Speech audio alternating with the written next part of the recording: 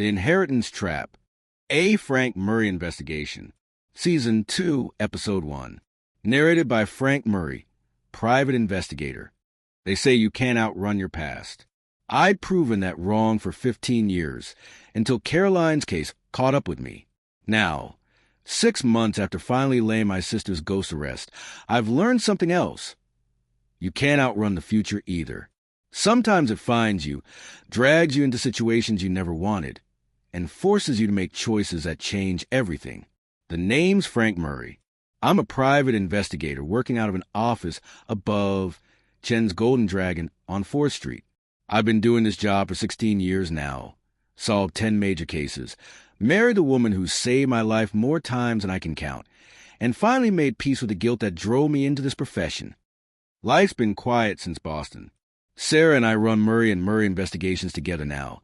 A proper partnership, both professionally and personally.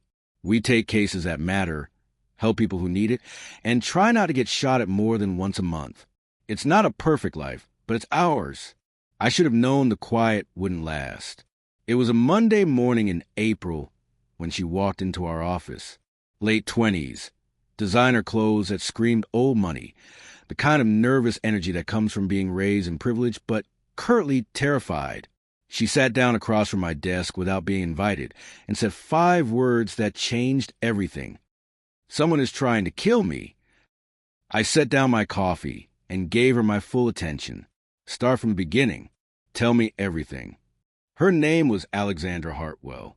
28 years old, only child of Robert Hartwell, a name that meant something in this city. Hartwell Industries was a manufacturing empire worth billions, built over 3 generations. Robert had died 6 months ago, leaving everything to Alexandra. His entire fortune, his companies, his properties, everything. My father's was very specific, Alexandra explained, her hands twisting a designer handbag in her lap. I inherit everything, but there are conditions. I have to maintain control of Hartwell Industries for 5 years. Can't sell it, can't transfer ownership, can't dissolve the company. If I fail to meet those conditions, or if I die before the 5 years are up, everything goes to Hartwell Foundation, a charitable trust my father established. That's unusual but not unheard of. What makes you think someone's trying to kill you? Alexandra pulled out her phone and showed me photos. 3 weeks ago, my car's brake lines were cut. I was lucky. Mechanic found it during routine service before I drove anywhere. 2 weeks ago, someone broke into my house while I was sleeping. Nothing was stolen, but they left my bedroom door open and my alarm disabled. Last week, I was nearly hit by a car that ran a red light. The driver didn't stop. You reported this to the police? Of course. They said the brake lines could have been vandalism. The break-in was likely a burglar who got scared off, and the near miss was just an accident. But Mr. Murray, I know it's not coincidence. Someone wants me dead, and I think I know why. The inheritance. If I die, the foundation gets everything. $20 billion in assets, completely controlled by the foundation's board of directors. And those directors would have access to resources, power, influence, everything that comes with controlling a fortune that size. Who's on the foundation board? Alexandra pulled out a document and handed it to me. 6 people. My father's business partner, Marcus Webb, his lawyer, Patricia Moore, his accountant, Stephen Rodriguez, 2 longtime executives from Hartwell Industries, and his personal assistant of 30 years, Elena Martinez. I read through the names, and one jumped out at me immediately, Marcus Webb. I'd encountered that name before, in the Whitmore Files case. Dr. Marcus Webb had been the supervisor who'd helped cover up pharmaceutical trial deaths. But that Webb was in his 60s, working in pharmaceuticals. Completely different person. Tell me about Marcus Webb. I said, Marcus was my father's partner for 20 years. They built Hartwell Industries together. My father had the vision and the capital.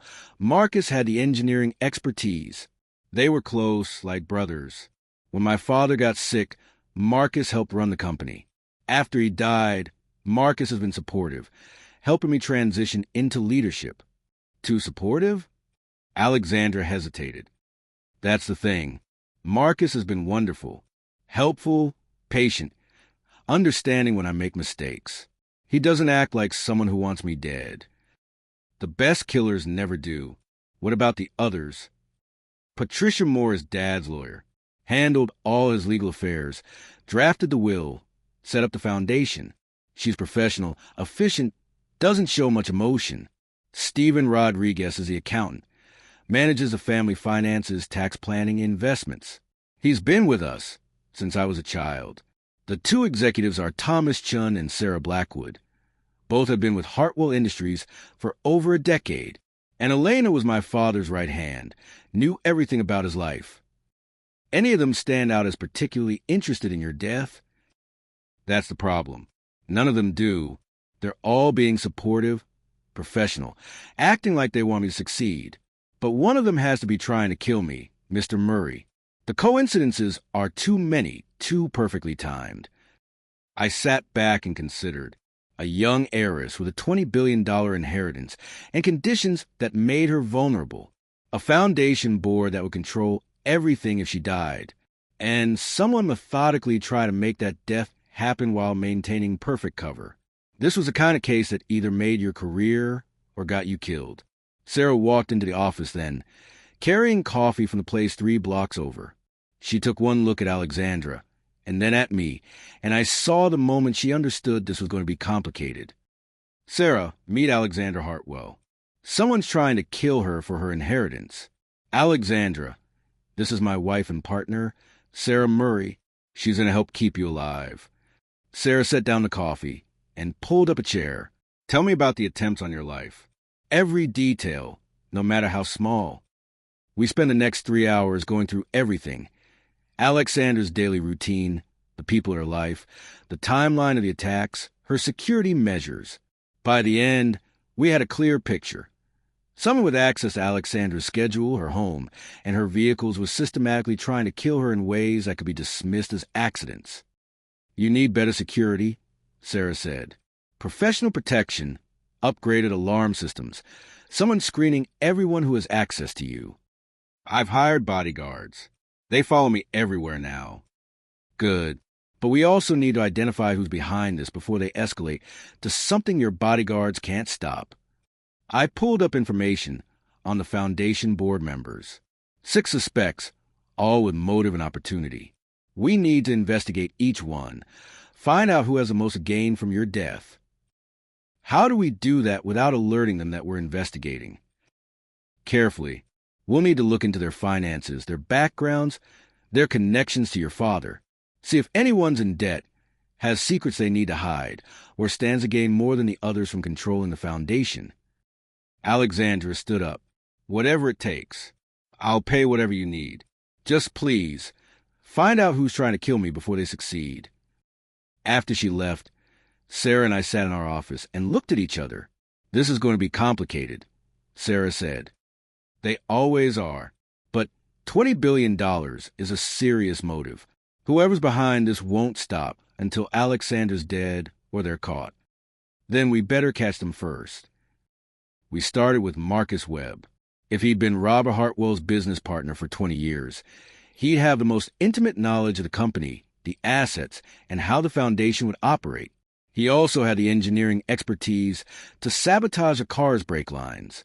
Webb's office was at Hartwell Industries headquarters, a modern glass building in the business district. We'd made an appointment under the pretense of discussing security, consulting for Alexandra, which was true, even if our real purpose was to investigate him. Marcus Webb was in his early 60s, fit and energetic despite his age, with the kind of sharp intelligence that comes from building billion-dollar companies. He met us in a conference room with floor-to-ceiling windows overlooking the city. Mr. and Mrs. Murray, he said, shaking our hands warmly. Alexandra mentioned she'd hired investigators. I think that's wise, given what's been happening. Those incidents have us all very concerned. Tell us about your relationship with Robert Hartwell. I said, pulling out a notebook. Robert and I met 30 years ago at an engineering conference. I was a mechanical engineer. He was looking for someone to help develop a new manufacturing process. We partnered up, and over 20 years we built Hartwell Industries into what it is today. 15 factories, 3,000 employees, annual revenue of $8 billion. That must have been lucrative for you. It was. Robert made sure I was well compensated. I owned 15% of the company, made sure I could retire comfortably when the time came. But it was never just about money. Robert was like a brother to me. His death was devastating. And now his daughter has inherited everything.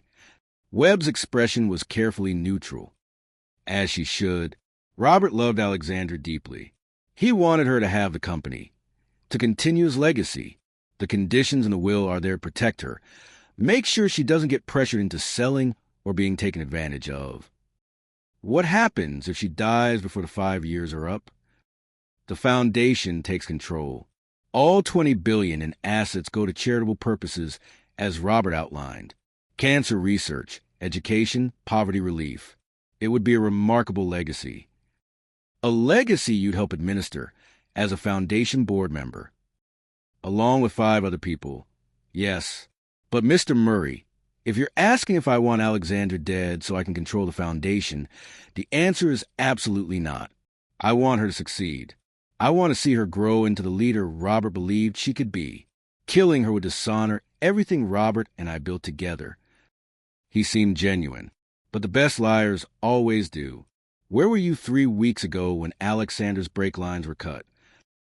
Webb pulled out his phone and checked his calendar. I was at our factory in Phoenix, overseeing installation of new equipment. I have timestamps, security footage, witnesses.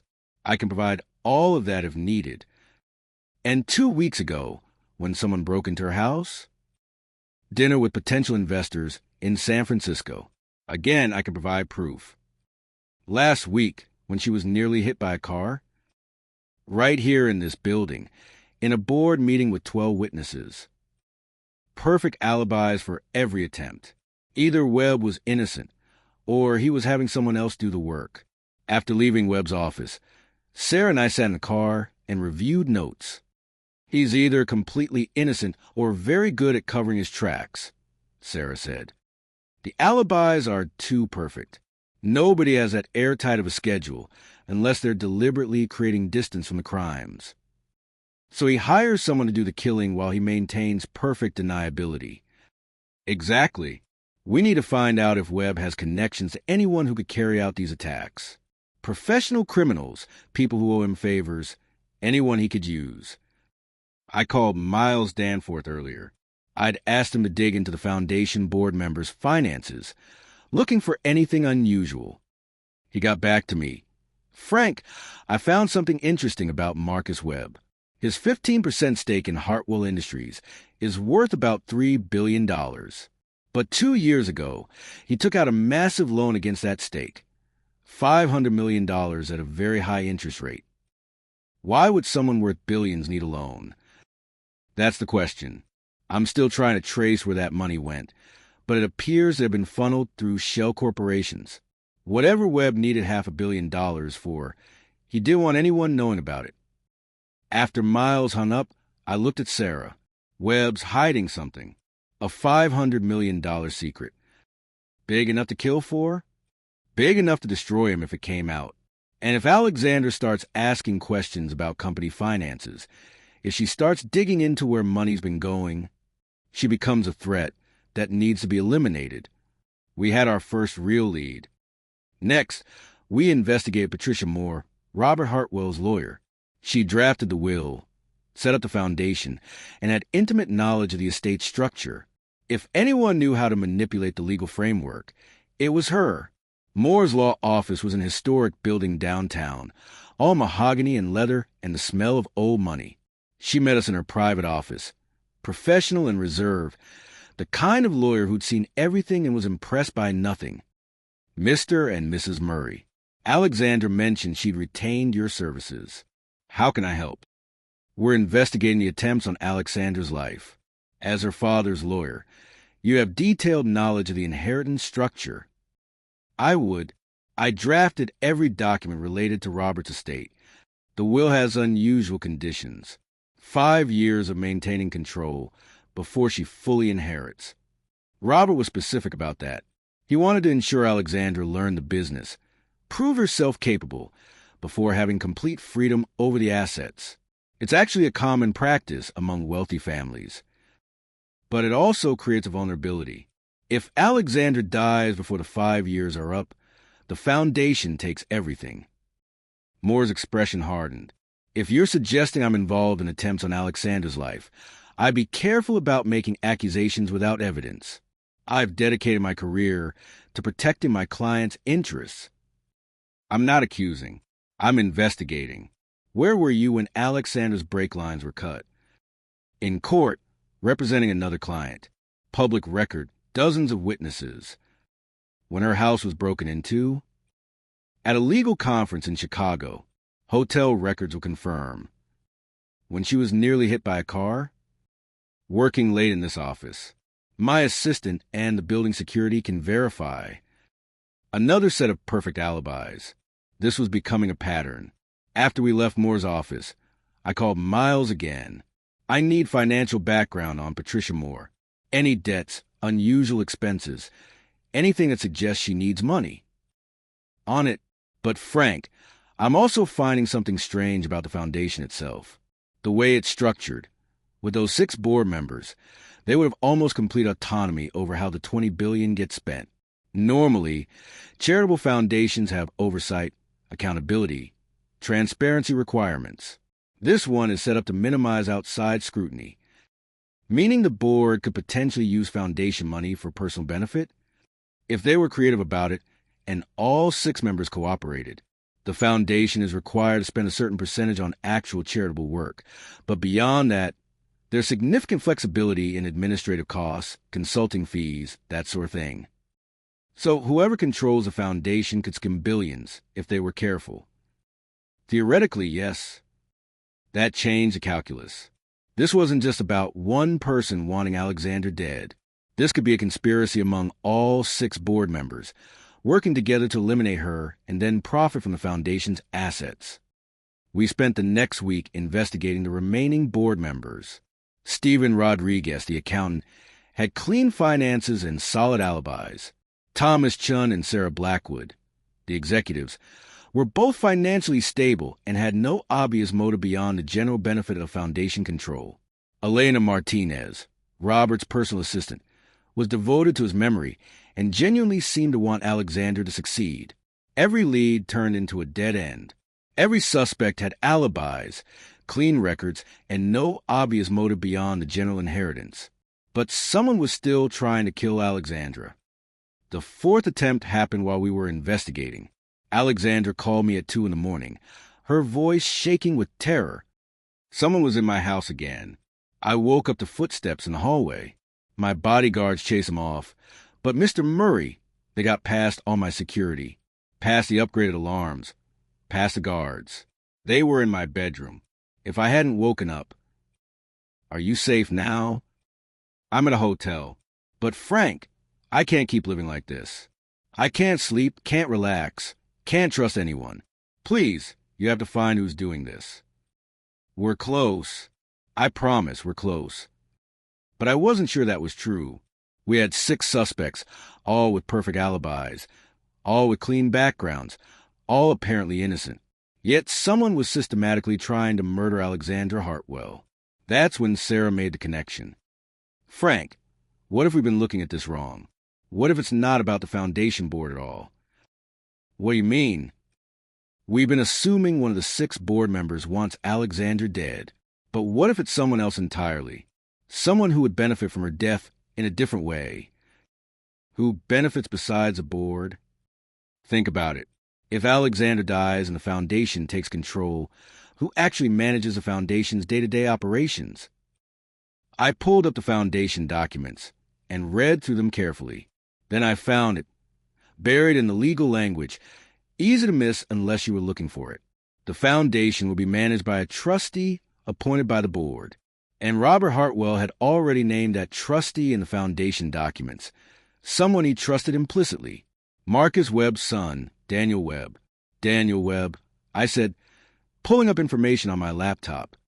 Marcus's son, 35 years old, worked at Hartwell Industry for 10 years, currently serving as VP of Operations. And if Alexandra dies, Daniel becomes the trustee managing a $20 billion foundation, not just a board member with share control, the actual person running everything. We never investigated him because he's not on the board, but he has the most to gain. Miles called back with perfect timing. Frank, I traced that $500 million Marcus Webb borrowed. It went to cover massive gambling debts. Marcus's gambling debts? No, his son Daniel's. Apparently, Daniel Webb has a serious problem. High-stakes poker, sports betting, casino losses. Over the last 5 years, he's lost over $600 million. Marcus has been covering it, trying to keep it quiet. But he's running out of money. If this comes out, if Alexander starts asking questions about company finances, both Webbs are ruined. Unless Alexander dies and Daniel takes control of the foundation, where he can bury the debt and access billions more. We finally had our killer. Daniel Webb was harder to track than his father. While Marcus maintained perfect alibis, Daniel had no such constraints. He traveled frequently for work, had flexible hours, and knew Alexander's schedule intimately through his position at the company. Sarah and I dug into his movements over the last month. The day Alexander's brake lines were cut, Daniel had been in town with no verified alibi. The night someone broke into her house, he'd been working late at the office alone. The day of the near hit and run, Daniel had taken a personal day. He's our guy, Sarah said, looking at the timeline. But how do we prove it? We set a trap, make Daniel think Alexander is vulnerable, create an opportunity he can't resist, using Alexandra as bait, with her consent and with full protection. But yes, Alexandra agreed immediately when we proposed a plan. If this is what it takes to catch whoever's trying to kill me, I'll do it. I can't keep living in fear. We set it up carefully. Alexandra would announce she was taking a weekend at her family's beach house in Malibu, isolated, private, perfect for an attack. She'd take minimal security, make it look like she was letting her guard down. In reality, Sarah and I would be there, along with an FBI tactical team coordinating with Sarah. We'd catch Daniel in the act, get him on attempted murder charges, and force him to confess to the previous attempts. The beach house was beautiful. Modernist architecture, floor-to-ceiling windows overlooking the Pacific. The kind of place you'd pay millions for and barely use. Alexander arrived Friday evening with one bodyguard, making a show of dismissing extra security. Sarah and I were hidden in the house next door, watching through telephoto lenses and surveillance equipment Miles had set up. If Daniel's going to make a move, it'll be tonight, Sarah said, checking her weapon. Late, when Alexander's asleep, when security is most relaxed.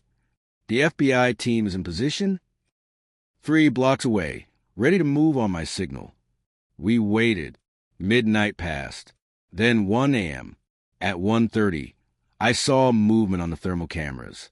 Someone was approaching the beach house from the ocean side, using the darkness and the sound of waves to cover their approach. They moved like professional, careful, deliberate, avoiding sight lines. We got movement. I radioed to Sarah and the FBI team. Subject approaching from the beach. The figure reached the house and disabled the alarm system with practiced efficiency. Then they entered through a sliding door Alexandra had left unlocked per our plan. We gave them enough time to commit to the intrusion. Then Sarah signaled the FBI team. Tactical units swarmed the beach house from all sides. The intruder tried to run but was tackled by agents before making it 10 feet. When they pulled off the ski mask, I got my first clear look at our killer. Except it wasn't Daniel Webb. It was Elena Martinez, Robert Hartwell's personal assistant. Elena sat in handcuffs in the beach house living room, surrounded by FBI agents, her face a mask of resignation. "Why?" Alexandra asked, tears streaming down her face. "Elena, you were like family. You knew my father for 30 years. Why would you try to kill me?" Elena wouldn't answer, just stared at the floor. Silent. "Take her into custody," Sarah told the FBI agents. "We'll question her at the federal building." As they led Elena away, I felt something nagging at me. This didn't make sense. Elena had no obvious motive. She wasn't on a foundation board, wouldn't benefit from Alexandra's death, had no financial pressures we'd found. I called Miles. I need you to dig deeper into Elena Martinez. There's something we're missing. I'll check everything: finances, family, connections, history. Sarah and I stayed with Alexandra, while FBI agents processed the scene. She was shaken but relieved. It's over. She's caught. I'm finally safe. Maybe, I said cautiously, but I want to understand why Elena did this before we close the case. Miles called back 2 hours later, and what he'd found made everything worse. Frank, Elena Martinez is a daughter, Gabriela Martinez, age 26, currently living in Mexico City. And Gabriela has been dating someone for the past year, Daniel Webb. Everything clicked into place. This wasn't Elena acting alone. This was Daniel using Elena, manipulating her through her daughter, getting the perfect inside access to Alexandra. Where's Daniel now? I asked. According to his last known location, he left for Mexico 3 hours ago. Private jet to Mexico City. He's running. He knows Elena got caught, and he's fleeing the country. Sarah was already on her phone with the FBI. We need to stop Daniel Webb from leaving the country. Issue an international warrant. Contact Mexican authorities, whatever it takes. But we were too late. Daniel had planned his escape route carefully. By the time Mexican police reached his destination, he disappeared into the city's labyrinth of streets and neighborhoods. Elena Martinez finally broke during FBI questioning. Yes, she'd attempted to kill Alexandra. Yes, Daniel Webb had coerced her by threatening her daughter.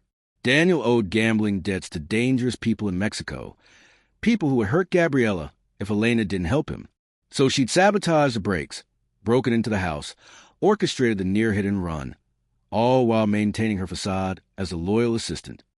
I'm sorry, Elena sobbed during her confession. I didn't want to hurt her, but my daughter, they would have killed my daughter.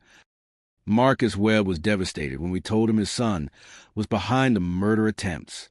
I knew about the gambling. I've been trying to help him, get him treatment, cover his debts, but I never imagined he'd go this far. Your $500 million loan was to cover Daniel's losses.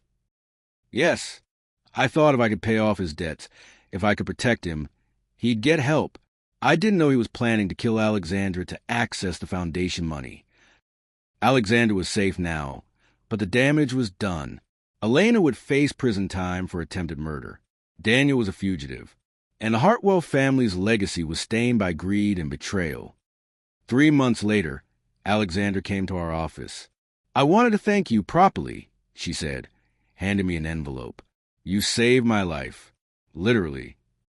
Inside the envelope was a check, more money than Sarah and I had made in the previous year combined. I'm also restructuring the foundation, Alexandra continued. New board members, new transparency requirements, independent auditors. I'm making sure what Daniel planned could never happen again. What about Daniel himself? Still at large. The FBI is working with international agencies, but Mexico is a big country. He could hide there for years. Her expression hardened. But he'll slip up eventually. And when he does, I'll make sure he faces justice for what he did to Elena's family and to me. After Alexandra left, Sarah and I sat in our office and processed everything that had happened. This case was different from the others, Sarah said. How so? Usually, we catch the killer, they go to prison, justice is served. This time, the actual mastermind got away. Daniel's free, living in Mexico, while Elena takes the fall. She's cooperating with federal prosecutors. Her sentence will be reduced significantly, especially since she was coerced. And Daniel can't stay hidden forever. You think we'll see him again? I think men like Daniel Webb always resurface. They can't resist the urge to scheme, to gamble, to take risks. He'll make a mistake, and when he does, we'll be ready. Sarah leaned against my shoulder. So this is what season 2 looks like? Incomplete victories and villains who escape. Maybe, or maybe this is just case 1. We got 9 more to solve before we can judge how the season goes.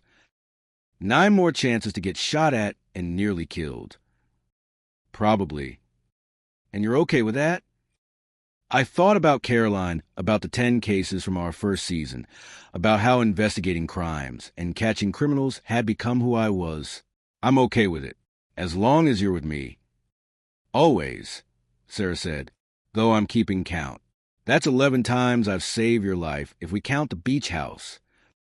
I was perfectly safe at the beach house.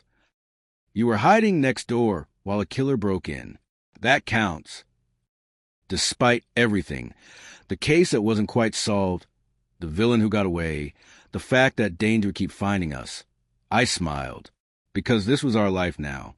Murray and Murray investigations, taking cases that mattered, helping people who needed it, sometimes catching the killer, sometimes just surviving long enough to fight another day. The phone rang. A new case, probably. Someone with a problem. Someone who needed help. I answered on the second ring. Murray and Murray Investigations. Frank Murray speaking. Mr. Murray, my name is Dr. James Richardson. I'm a medical examiner, and I've discovered something disturbing. A pattern of deaths at a local hospital. All rule natural causes. But I think they're murders, and I think the killer is someone on staff. Can you help me? I grabbed a pen and paper. Tell me everything. Because that's what we do. We listen when no one else will. We investigate when trails go cold. We fight for justice even when the killers escape, and the victories are incomplete. The name's Frank Murray. I'm a private investigator. I'm married to Sarah Murray, the woman who saved my life 11 times. We've solved 11 major cases now, started a second season of investigations, and we're not stopping anytime soon. I'm not rich. I'm not famous. Most of our cases still involve routine investigations. But sometimes, just sometimes, we get to save an heiress from being murdered, expose a conspiracy involving gambling, debts, and coercion, and prove that even when the villain escapes, justice still means something. This is Season 2, and it's just getting started. If you enjoyed this story, please subscribe, and ring the bell for notifications when the next case drops. Frank and Sarah Murray are back for an all-new season of investigations. From inheritance traps to hospital murders to mysteries we haven't imagined yet, Murray and Murray Investigations takes on the cases that matter. Thanks for listening, and welcome to Season 2.